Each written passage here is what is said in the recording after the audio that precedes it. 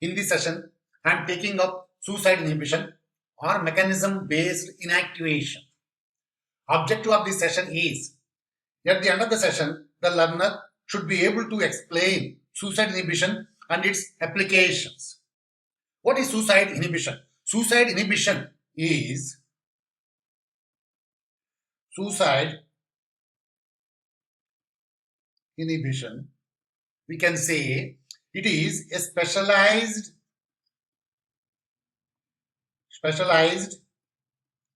form of irreversible inhibition. Irreversible inhibition. It is specialized form of irreversible inhibition. Okay. The original inhibitor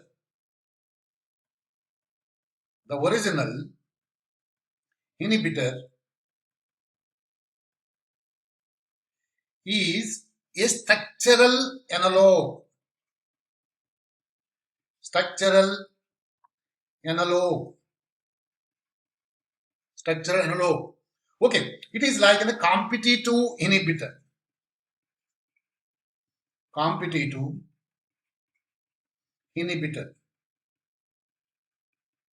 Okay. Then, so what does it mean? In this, what happens? Suppose what happens? Enzyme acts on this structural analog, which is not an inhibitor. Structural analog. Okay, it is not simply it is binding the enzyme and inhibiting it. It is not like that. Enzyme acts on the substrate analog and converting it into an inhibitor. That is what happens here. Enzyme is bringing about some changes in the structural analog so that is converted into inhibitor. Okay. So, what happens after the changes? The changed inhibitor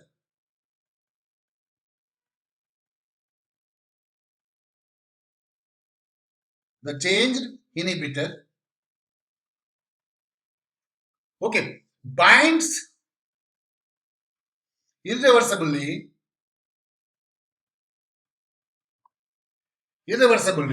with the enzyme. It doesn't leave the enzyme. That becomes a covalent binding, irreversible binding. Okay, let us see here. Let us take up. So let us try to understand in a diagrammatic way. Suppose this is the enzyme.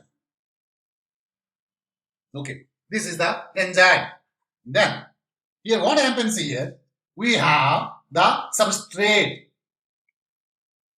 Okay, this is substrate. What we have here? We'll add the substrate here. Okay, we'll add the substrate here.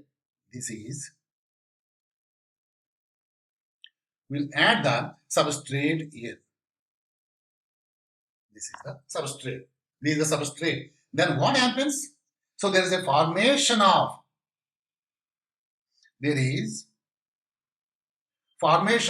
enzyme substrate complex. Substrate means we can say substance. That is structural analog. Instead of calling substrate, we call it a substance.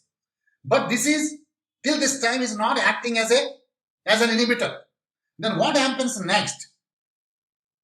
Okay, so let us see.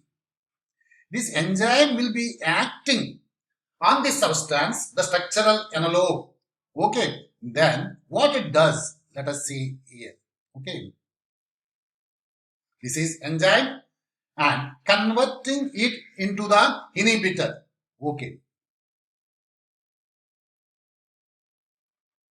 so bringing some changes so that the covalent binding has taken place. The covalent binding has taken place. See here. Here it is enzyme. This is, we can say, substance. So structural analog. I call it substance. But still at this step, till at this step, it is not acting as inhibitor. So here enzyme and here the substance. Then what happens? Till this time, it is a reversible binding. Okay, it is reversible binding. It is reversible binding. But what happens? This enzyme acting on the substance and bringing some changes. That is the reason we say it is a mechanism based inactivation. Some changes in this substance converting it into inhibitor. Now what happens? This becomes inhibitor. Okay, so this is irreversible binding. Irreversible binding. Okay, I hope I have made it very clear. So almost it looks like a competitive inhibition. But where in the competitive inhibition, the enzyme is not acting on the substance. It is not creating any changes. Here it is different. The substance is the structural analog of the substrate. The enzyme, after binding the substance, creating some changes and converting it into the inhibitor. The reversible binding becomes irreversible binding. Okay, so that is what is the basic principle of suicide inhibition. It has got wide applications in the practice of clinical medicine. So let us talk about the applications. Let us talk about the applications.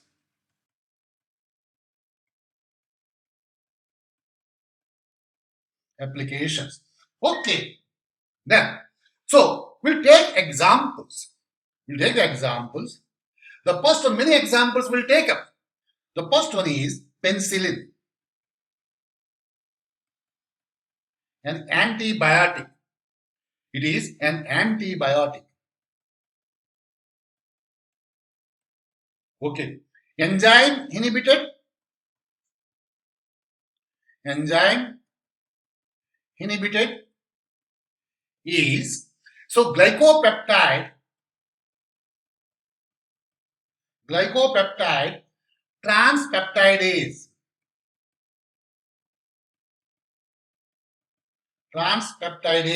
Glycopeptide transpeptidase. So what happens? Bacterial, so in this we can say here bacterial,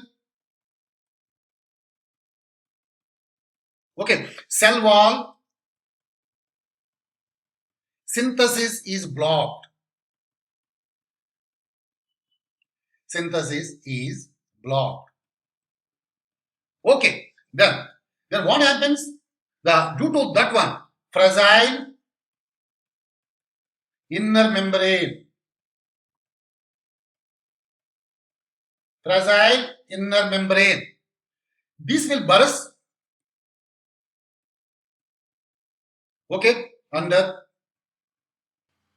osmotic pressure. Osmotic pressure. What is the ultimate effect? The ultimate effect is, okay, disintegration of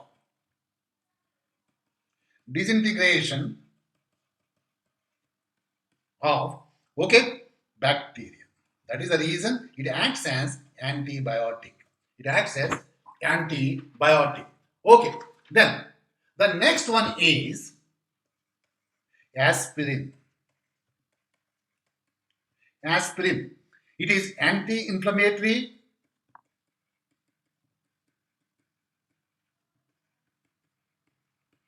Okay, antipyretic. Antipyretic. Okay, and analgesic. Okay, then enzyme inhibited.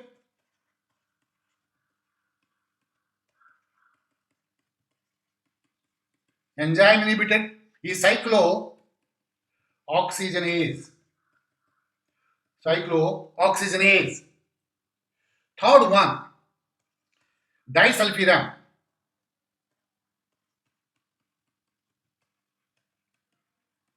Disulfiram. Okay, it is also known as antabuse. Okay, then enzyme inhibited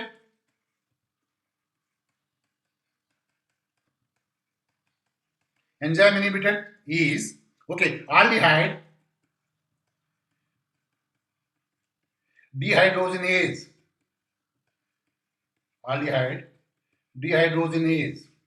Okay, what is the mechanism of action here? We can see alcohol, then alcohol dehydrogenase, then leads to formation of acetaldehyde, acetaldehyde, okay, by the action of acetaldehyde, by the action of acetaldehyde dehydrogenase, dehydrogenase, okay, dehydrogenase, and so then ultimately acetic acid, acetic acid. Okay, here what happens? Where does this inhibition? The inhibition by the action of inhibitor, here it is by the action of inhibitor, here it is.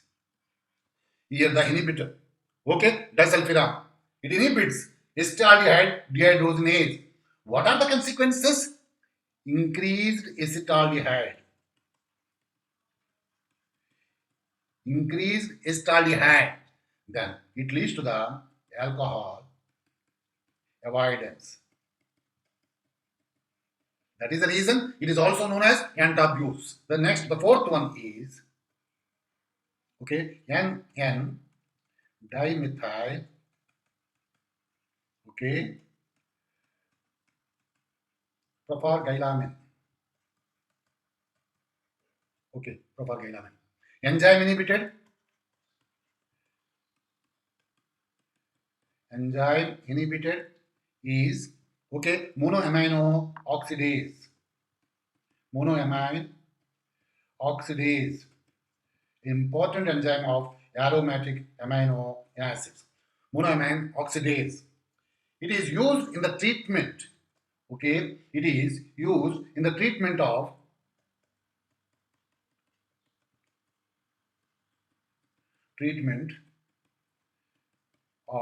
Parkinson's disease.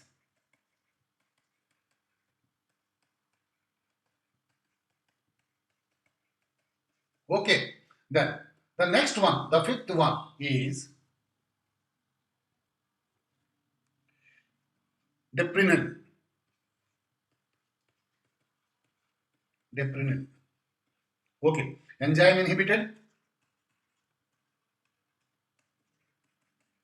Enzyme inhibited. Okay, again monoamine oxidase.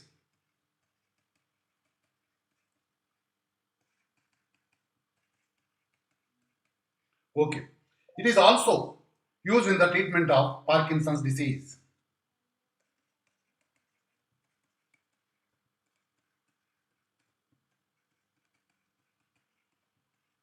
Okay, the sixth one. The sixth one is clavulanic acid. Clavulanic acid. Enzyme inhibited.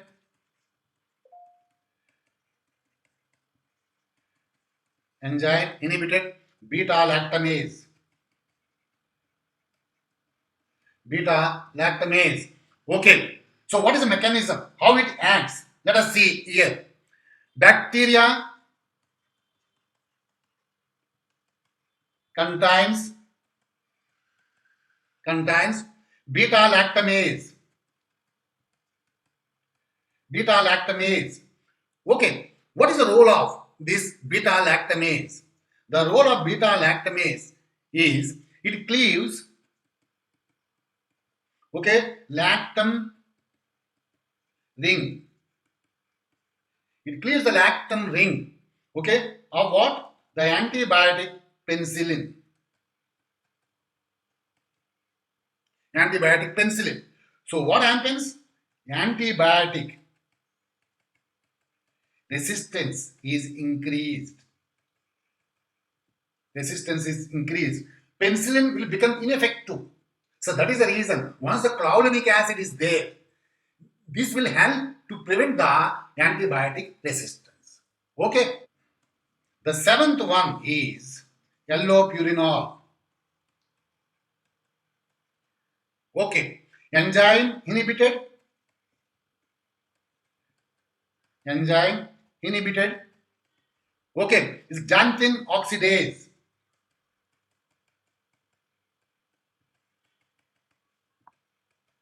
What is its application? The application of allopurinol is in the treatment of gouty arthritis.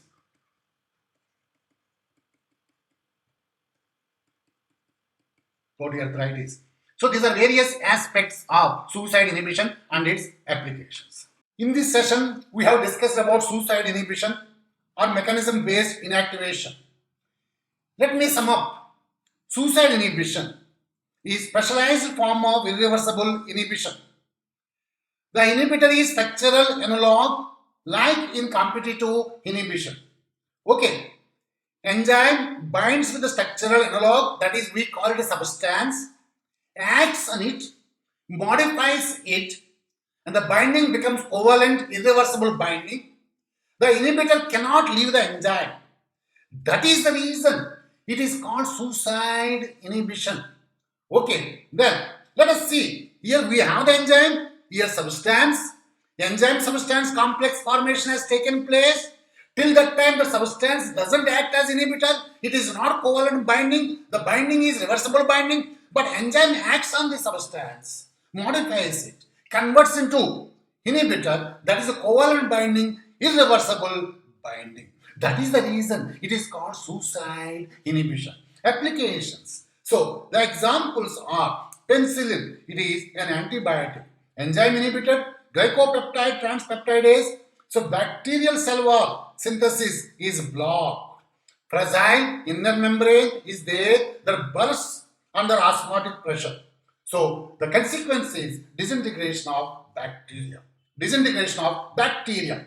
Then the next one is aspirin. It is anti-inflammatory, antipyretic, analgesic. Enzyme inhibited cyclooxygenase.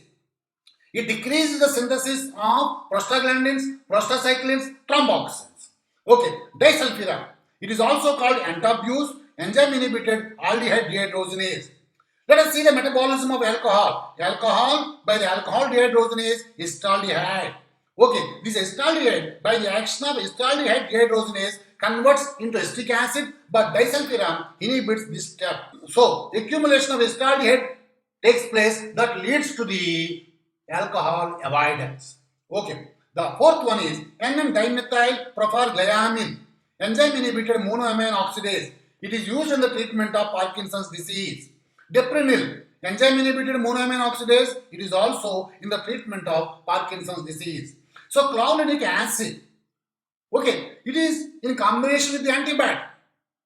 Okay, so enzyme inhibited is beta-lactamase. Okay, so bacteria contains beta-lactamase. What is the function of beta-lactamase? It cleaves lactam ring of penicillin. Okay, so then antibiotic resistance will be there. So by using the clavulanic acid, this antibiotic resistance can be minimized. The seventh one is allopurinol, enzyme inhibited is xanthine oxidase, treatment of gouty arthritis. So these are various aspects of suicide inhibition. Thank you very much.